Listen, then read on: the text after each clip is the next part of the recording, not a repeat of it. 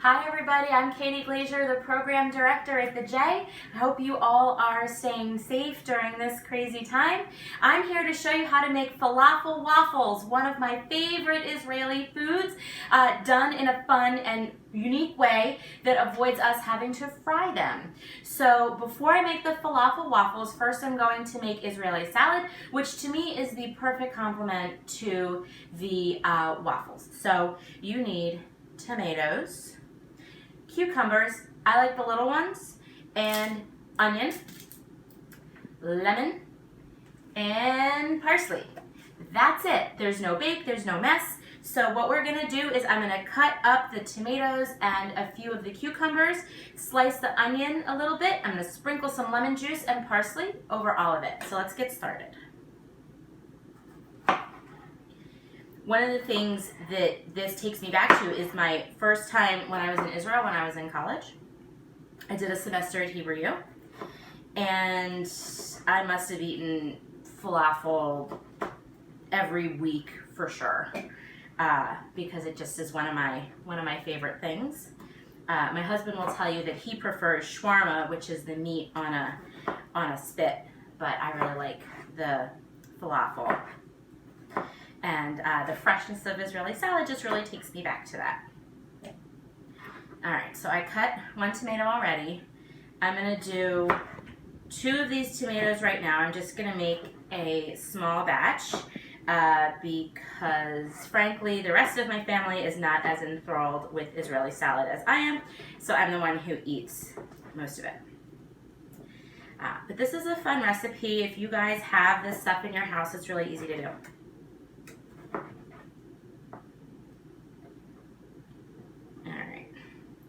And I'm just chopping it. I'm not worrying if any of the juice gets lost. I just am cutting it up, putting it in the bowl. All right, I'm moving on to the cucumbers. I'm gonna cut the ends off the cucumber, then I'm gonna cut it in half and in half again. And that is, then I have these little quarters. I'm just gonna cut them into little bite-sized pieces. You just want everything to be a bite-sized piece so that you can eat it easily, because if it's too big, it's going to be all chunky and it won't fit well inside of your pita if you are putting your falafel in pita, which I recommend. The other thing that's great about this recipe is it is vegan. And if you omit the flour or use a gluten-free flour substitute, it's also gluten-free. So it works with most diets, which is good. All right, time for the onion, oy boy. All right, and the onion, I'm not even gonna do, this is a really little onion. I'm not even gonna do all of this because it just has a really sharp taste. Okay. Now I'm just gonna cut the onion into some little bite-sized pieces. All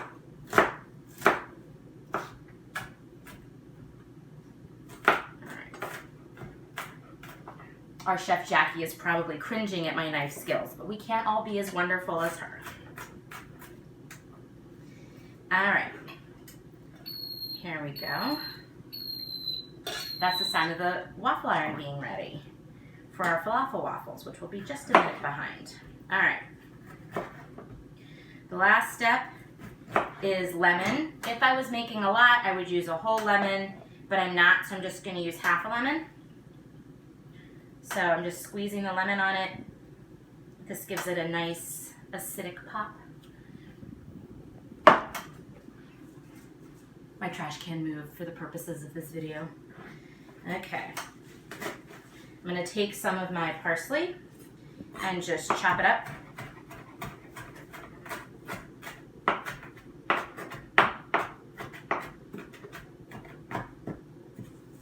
Put that in, just a little of it. Save the rest of this for the falafel. I need it anyway for that as well.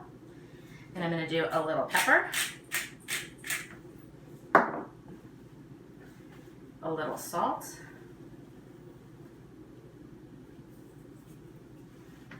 and a little drizzle of olive oil. All right. And then it just gets mixed. I didn't grab a spoon, but I'll mix it with a spoon before we serve it. And now we are going to move on to the falafel.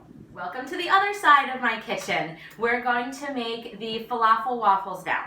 So the first thing that you need is dried chickpeas that you soak either overnight, or there's a way to do like a speed soak. We're gonna post all the details of the recipe when we post this, so I may not say all of the exact recipe details, but you'll get all of it. So you need a cup of dried chickpeas, but what I do instead is 3/4 a cup of the dried chickpeas, which have been soaked overnight, and I do a 1/4 cup of canned chickpeas. And the reason for that is that the first time we made this recipe, we felt like they were a little bit dry. There's just a little more liquid in the canned chickpeas, so mixing the two together gave us what we felt was the best consistency, but feel free to play around with it. So do what feels right for you. So they go into the food processor. So I'm going to do 3/4 of a cup of the dried chickpeas and a 1/4 cup of the canned. And they go in along with half of an onion, which is roughly chopped.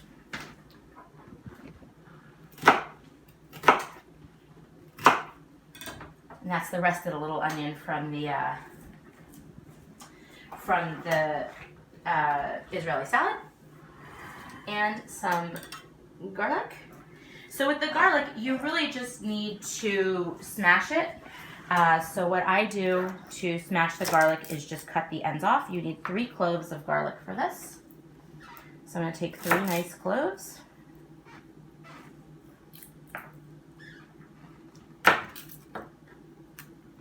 And then I'm going to take the side of my knife and just smash them, and then the skins come right off.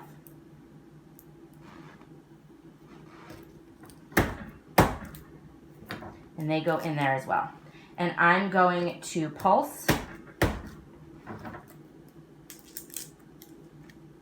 All right, my 3 cloves of garlic go in. Turn the food processor on. You're going to pulse it for like 15 seconds.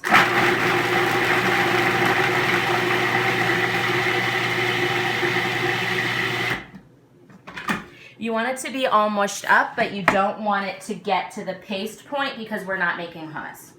So into this goes 2 tablespoons of flour. This is a tablespoon, so 1, 2 tablespoons of olive oil,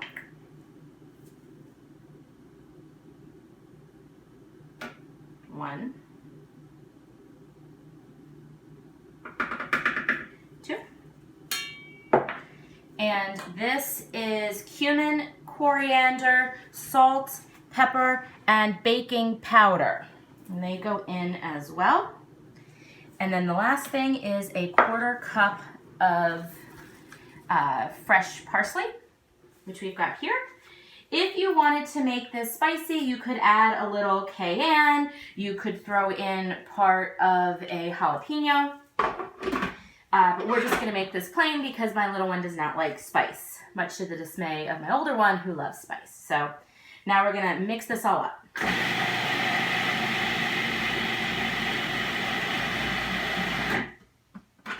Okay. It smells really, really good. Okay, so that is it for assembling the batter, dough, mixture, whatever you want to call it. Now it is going to go into the waffle iron. So the first thing you need to do is spray your waffle iron with some non-cooked cooking spray. All right. I'd like to give a shout out to Andy Berman for giving us this waffle iron for our wedding back in 2003. And then you just take a spoon. You're going to put it in and sort of like mush it around a little bit. It will not spread like regular waffle batter will. So you just want to make sure that you're getting something that looks like a good shape. You're gonna like smush it down a little bit, and it isn't gonna perfectly fill the waffles, but the spaces, but that's okay. You'll get some funky looking shapes. And the thing that's so nice about this is that it's gonna give you that really crispy texture that we love with falafel, but without having to deep fry it, which, you know, is kind of hard to do at home. All right, so down it goes. I usually use a medium setting, like a 3 or a 4 on my waffle iron. So we're gonna wait for it to cook, and with the magic of Facebook, we'll be back to show you how it turns out. Okay, so the timer just beeped. We are going to check on our falafel. It's been about 3 minutes, I would say. So then what we're gonna do is it's gonna beep again. I didn't get to it fast enough. So now what we're gonna do is just lift it out. You put it on the plate. And then what you would do if you're making more batches than just one, so each recipe, depending on the size of your waffle iron, may make 4, may make more. I don't know, I've only ever made it in this, but I imagine it varies. And then if you were gonna make more, just preheat your oven to low temperature and stick them in there, and then eat when they are all done. But this is our lunch, so we are ready to go. Thank you guys so much for watching this with me, and I hope to see you guys back at the J soon.